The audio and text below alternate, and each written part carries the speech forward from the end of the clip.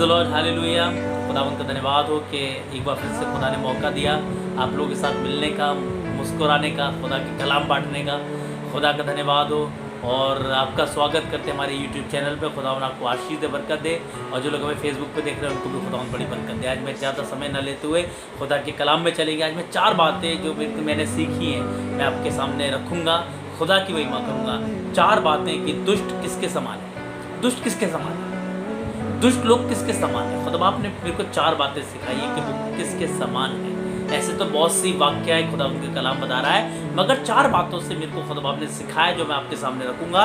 दुष्ट लोग, पहली बात जो खुदा ने दिया है, भूसी जो पवन से उड़ाई जाती है। खुदा आप कह रहा है कि जो दुष्ट लोग हैं वो भूसी के समान। खुदा आपने दुष्टों की तुलना भूसी से करी है। भूसी जब हम आटा छानते हैं जो गंदगी रह जाती है, जो मोटा मोटा, जो छन्नी से छन नहीं सकता, वो भूसा, उसको भूसी बोलते हैं, जो कि फेंक दी जाती है, कभी काम में नहीं आती। खुदा बाप कह रहा है कि तुम भूसी के समान, भूसी के समान। और खुदा बाप कलाम से भूसी फेंक दी जाती है, उड़ा दी जाती है और अंत में जला दी जाती है। ज़रूरी है कि मैं और आप भी आसमान के खुदा की महिमा करें। कहीं ऐसा ना हो कि मेरे गुनाह मुझे मार डाले।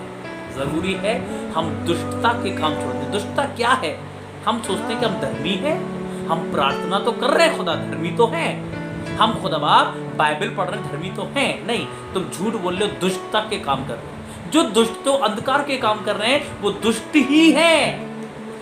खुदा बाप का कलाम कहता है दुष्ट भूसी के समान है, और जो पवन से उड़ाई जाती है वो काम में नहीं लाई जाती है। लिखा है खुदालाम में कि हवा से भूसी उड़ा दी जाती है। भजन से किताब पहला 10 की 4 पढ़ेंगे, उसमें लिखा हुआ साफ बात थी खुदा बाप ने, दुष्ट लोग ऐसे नहीं होते, वे उस भूसी के समान होते हैं जो पवन से उड़ाई जाती है, जो हवा से उड़ा दी जाती है।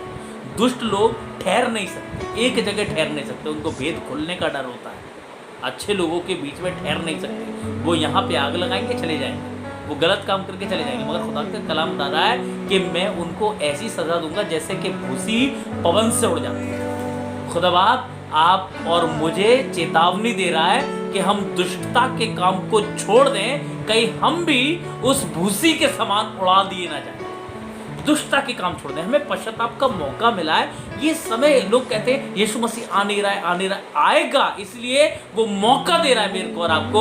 वो ठहर करके, वो रुक करके मौका दे रहा है ताकि मैं और आप अपनी गलतियों को सुधार लें। कहीं ऐसा ना हो मैं भी उस दुष्ट में शामिल हो जाऊं जो भूसी की तरह उड़ा दी जाती है। हालेलुया। तो जरूरी है इन दिनों में मैं और आप अपने जीवन को सुधार लें। कहीं ऐसा ना हो कि मैं और आप भूसी के समान उड़ा दी जाए। पहली बात खुदा बाप कह रहा है जो दुष्ट होते हैं वो भूसी के समान होते हैं। दूसरी बात, घास जो जल्द ही सूख जाती है, घास के समान। घास दिखने में हरी भरी होती है, हमारा जीवन भी आज हरा भरा है, हम भी बाइबल पढ़ते हुए दिख रहे हैं, हम भी दुआ करते हुए, क्या हम जैसे दिखते हैं वैसे अंदर हैं? हालेलुया। एक बहुत अच्छी बात है, मैं एक बोतल में से पानी पी रहा था, मैंने कई दिन से बोतल भर रखी थी, और जब पानी पिया तो उसमें स्मेल थी, गंदी स्मेल थी, और बाहर से बोतल बड़ी अच्छी थी, अच्छी साफ क्लीन थी, मगर अंदर से उसमें स्मेल थी। याद रखना, घास दिखने में बहुत सुंदर है मगर चंद दिनों में सूख जाती है और जलाने के योग्य आती है, रखने के योग्य नहीं आती। घास दिखने में अच्छी होती है, हमारा जीवन भी शायद दिखने में बहुत अच्छा है, हमारा जीवन भी दिखने में बड़ा एनोइंटेड है, दिखने में बहुत प्रार्थना वाला है, मगर है किसके समान? घास के समान। दुष्ट लोग दिखाते धर्मी हैं, हरे भरे दिखाते हैं। लिखा में यीशु मसीह को भूख लगी तो यीशु मसीह अंजीर के पेड़ के पास गया जो हरा भरा था मगर फल नहीं थे। हम भी उस दुष्ट के समान हैं जो खुदा को कुछ नहीं दे सकते। वो पेड़ क्यों नहीं दिया? जब हम लोग सोचते हैं खुदा से वो फल का टाइम नहीं था इसलिए नहीं दिया, नहीं, मालिक आया था, देना जरूरी है। मालिक आया था, देना जरूरी है। जब मालिक ने अपने लोगों को मिस्र से छुड़ा के ले गया तो समुद्र ने रास्ता दे दिया। हालेलुया। सूरज डूबा ही नहीं अपने लोगों के लिए, क्यों? क्योंकि मालिक का हुक्म था। मच्छ ने योना को 3 दिन पेट में रख लिया क्योंकि मालिक का हुक्म था। ये अंजीर के पेड़ को फल देना ही था क्योंकि मैं और आप उसके पास नहीं, अर्थात मालिक उसके पास गया था। हालेलुया। इसी रीति से हम एक घास के समान हैं। दुष्ट लोग घास के समान होते हैं जो दिखते हरे भरे हैं। मैं आज उन लोगों की बात नहीं कर रहा हूँ जो व्यभिचार कर रहे हैं, जो मतलब झूठ बोल रहे हैं, वो उन लोगों की बात कर रहा हूँ जो आज बड़ी प्रार्थनाएं कर रहे हैं मगर है हरी घास के तरह। वो लोग हरी घास के तरह हैं। वो कहते तो हैं कि हम बाप दादाओं से खुदा की महिमा कर रहे हैं। निकाल पड़ेंगे, अच्छा लगेगा। भजन संहिता की किताब 37 अध्याय, book of psalms chapter 37 verse 2 हम पढ़ेंगे, खुदा की महिमा करेंगे। क्योंकि वह घास के समान कट जाएंगे, घास के समान कट जाएंगे और हरी घास के समान मुरझा जाएंगे। हरी घास के समान मुरझा जाएंगे, वो घास के समान कट जाएंगे। लिखा मैं भी बहुत अच्छी बात देखता हूँ, हम जब चर्च लेते हैं वहाँ पे हर बारिश के बाद घासों को काटा जाता है और गट्ठर बना के आग लगा दी जाती है। याद रखना, घास को ज़्यादा बढ़ने नहीं दिया जाता, वहीं के वहीं दिखती है हरी भरी, और बाकी का जला दिया जाता है। क्योंकि घास जो दिखता है वो हमारे लिए अच्छी नहीं है। घास का प्रतीक अच्छा नहीं है हमारे जीवन से। मैं उस घास की बात नहीं कर रहा हूँ, खुदा बाप उस घास से हमारी तुलना कर रहा है और खुदा कह रहा है जो हरी घास आज दिख रही है वो कल सूख जाएगी और नरक में डाल। आज मेरा और जीवन हरा भरा दिख रहा है, प्रार्थना करने वाला दिख रहा है, खुदा की महिमा करने दिखने वाला दिख रहा है, मगर क्या वाकई में मैं अंदर से मजा हुआ हूँ? जैसा मैं दिखाता हूँ प्रार्थना करके, क्या मैं अंदर से मजा हुआ हूँ? क्या मैं अंदर से वाकई में दुआ करता हूँ? क्या मैं अंदर से वाकई में इन्वेंटेड हूँ? क्या मैं प्रार्थना वाकई आत्मा और सच्चाई से कर रहा हूँ? ये मेरे को जांचना है। कहीं ऐसा ना हो कि खुदा बाप मुझे उखाड़े और आग में फेंक दे। हालेलुया। सूखी घास किसी और चीज के काम नहीं आती, वो घास रखने के काम नहीं आती, फेंकने के काम आती है। हालेलुया। जरूरी है कि मैं और आप अपने आप को बदल लें। दुष्ट का दूसरा चरित्र ये है कि वो हरी घास की तरह। तीसरा चरित्र क्या है? पढ़ेंगे हम लोग। जंगली पशुओं के समान। तीसरा है जंगली पशुओं के समान। जंगली पशुओं के समान है वो। और भजन संहिता chapter book of psalms chapter 49 verse 20। भजन संहिता 49 अध्याय उसकी 20 आयत पढ़ेंगे, हम खुदा की महिमा करेंगे। क्या लिखा है? मनुष्य चाहे प्रतिष्ठित भी हो, परंतु यदि वह समझ नहीं रखते तो वह पशुओं के समान है। हालेलुया। हालेलुया। दुष्ट लोग पशुओं के समान होते हैं क्योंकि वो समझ नहीं रखते। उनको खाना दो तो दो मिलाते हैं। हालेलुया। हमको खुदा बाप ने ऐसा बनाया कि हम दूसरों को आशीष देने वाले बने। हमें खुदा बाप ने ऐसा बनाया कि लोग हमें देख के बदल जाएं। हमें खुदा बाप ने ऐसा बनाया है जिससे कि दूसरे लोग हमारे द्वारा आशीषित हो सकें। हमें ना समझ नहीं बनाया है। खुदा कलाम कहता है कि दुष्ट लोग तो पशुओं के मानंद होते हैं, उनमें कोई समझ ही नहीं होती है।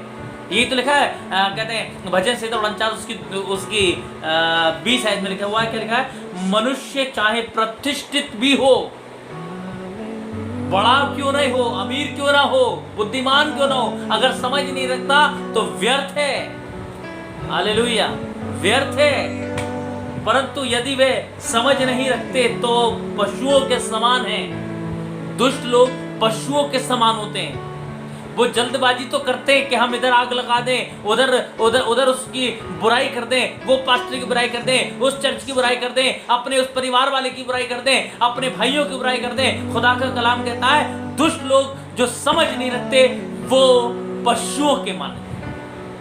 पशुओं के माने। जरूरी है मेरा और जीवन आपका पशुओं के मानंद ना रह जाए। कहीं ऐसा ना हो कि मैं बुराई करने वाला हूं। याद रखें, पहली बात खुदा कह रहा है कि भूसी के समान ना बने। दूसरी बात घास के समान ना बने जो हरी दिखती है। हमारा जीवन हरा भरा दिखता है मगर है सूखा हुआ जो आग में डाल दे। इसलिए बचें, अपने खुदाउन की महिमा करें। तीसरी बात, समझ रखें कि हम किससे बुराई ना करें, क्योंकि खुदा बाप देखने वाला और सुनने वाला। हम समझ रखें, क्योंकि जो ना समझ होते हैं वो पशुओं के मानंद होते हैं। जो समझ नहीं थे पशुओं के मानंद होते हैं। दुष्ट लोग पशुओं के मानंद होते हैं। तीसरा चरित्र है पशुओं के मानंद होते हैं। चौथा चरित्र है एक धोखा देने वाला धनुष।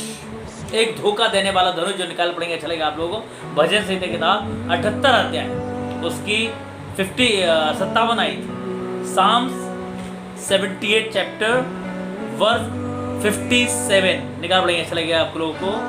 और मुड़कर अपने पुरखाओं के समान विश्वासघात किया, उन्होंने निकम्मे धनुष के समान धोखा दिया। याद रखना, खुदा के कलाम में निकम्मे धनुष के तरह हम लोग लिखा है, एक धनुष के तरह जो असफल रहा है, जो कभी जो धोखा देने वाला तीर है। कई दफा हम तीर चला तो देते हैं मगर वो तीर लगता नहीं है, किसी निशाने पर जाके लगता ही नहीं है। खुदा बाप भी लिखा में जवानी के लड़के, जवान लोग एक तीर के समान हैं और खुदा बाप निरंतर हमें चला रहा है। और जो धनुष, जो बाण, क्या लिखा हुआ है, उस धनुष के समान है लिखा है, परंतु वो धनुष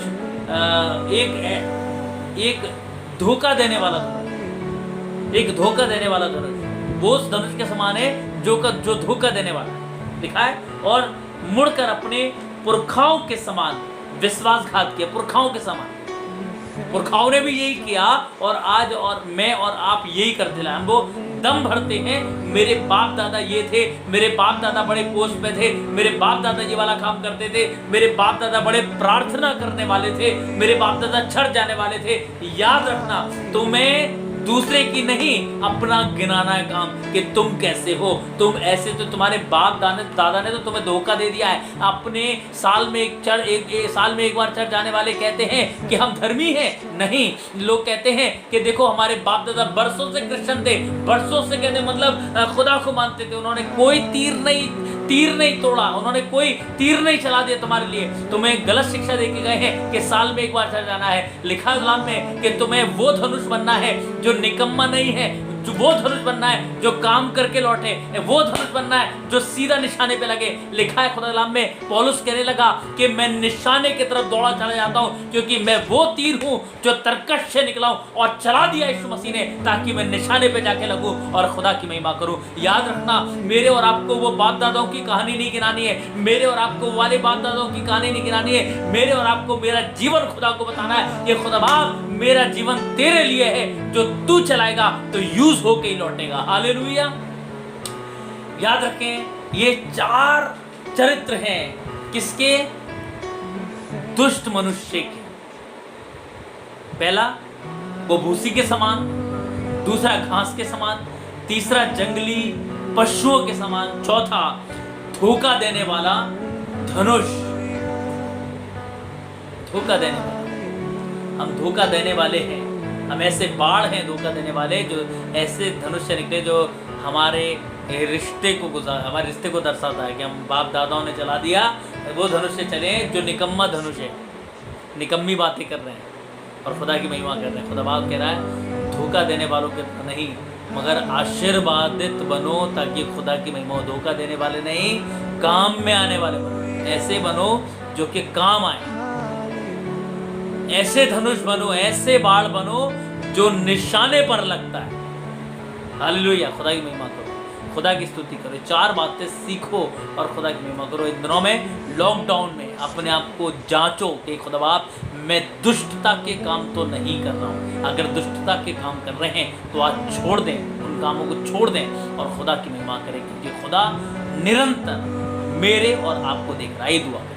खुदा बाप तेरे धन्यवाद देते हैं प्रभु, जो कुछ हमने बोया है प्रभु, इसकी वजह बड़ी आशीर्वाद बरकत दे, तेरा हाथ के साथ हमें बना रहे और हम सब मिलकर तेरे नाम की पढ़ाई करें, मदद करना भाई करना, और खुदा जितने लोग सुनाए सब फलवंत होने पाए और तेरी महिमा करें। सबको आशीर्वाद कर दे, सुनने वाले कानों को बड़ी बरकत दे, उनके घरों में चमत्कार हो और तेरी महिमा होने पाए। दया कर, रहम कर, यीशु मसीह के नाम मांगते हैं, आमीन।